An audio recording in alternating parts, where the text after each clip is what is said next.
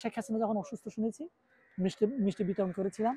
আজকে তার ফাঁসির রায় পেয়ে একটু পরে আমরা মিষ্টি বিতরণ করব। বাংলাদেশে একটা মিষ্টির দোকানে এক পিস মিষ্টি থাকবে না আজকে। দীর্ঘ ১ বছর পরে আপনার শেখ হাসিনার আমরা ফেসিস্ট শেখ হাসিনা বলতে হবে।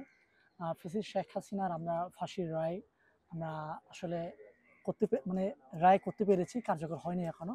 আশা করি এটা কার্যকরও খুব শীঘ্র হয়ে যাবে, এটা আমরা আশা রাখি। একটা কথা স্মরণ করিয়ে দিই, ২০২২ সালে যখন আপনার বাংলাদেশে আওয়ামী লীগ সরকার খুব দাপট, আপনার নামাজ কালাম কেউ পড়তে পারছে না, আপনার যারা কিনা ওই যে পাঞ্জাবি পায়জামা পড়ছে তাদেরকে জঙ্গিবাদের ট্যাগ দিয়ে আপনার গুম করা হচ্ছে, খুন করা হচ্ছে, নির্যাতন নিপীড়ন করা হচ্ছে, আপনার জেলখানায় রাখা হচ্ছে।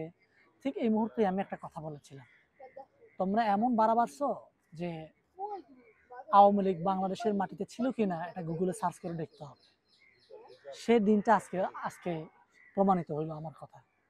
আমি আজকে এই জন্য খুব খুশি এবং আমি তাকে যদিও ফাঁসির মঞ্চে রায় দেওয়া মানে ফাঁসির রায় দেওয়া হয়েছে, আমি তারপরও আমি বলবো তাকে কিছু তিলে তিলে যে আপনার আয়নাঘর তাকে দেখানো হোক এবং তাকে অন্ধকার জগতে রাখা হোক ৬ থেকে ৭ মাস।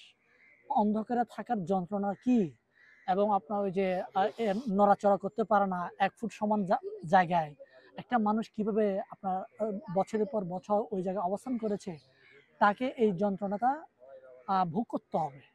এই জন্য বাংলাদেশ সরকারের কাছে আমি উদাত্ত আহ্বান জানাবো যে ফাঁসির রায়ের আগে এই যন্ত্রণাগুলো তাকে দেওয়া হোক, যাতে আগামীতে যে বা যারা ক্ষমতার চেয়ারে বসবে তারা যাতে করে এই দেশের মানুষের বিপক্ষে তারা যাতে করে পদক্ষেপ নিতে ভয় পায়।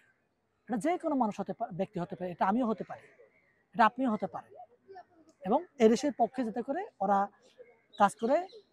এটার জন্য কঠিনতম আপনার শাস্তি এই শেখ হাসিনার মাধ্যমে একটা উজ্জ্বল দৃষ্টান্ত আমাদের তৈরি করার জন্য সুযোগ হয়েছে। আজকে আমি শেখ হাসিনা যখন অসুস্থ শুনেছি মিষ্টি মিষ্টি বিতরণ করেছিলাম। আজকে তার ফাঁসির রায় পেয়ে একটু পরে আমরা মিষ্টি বিতরণ করব।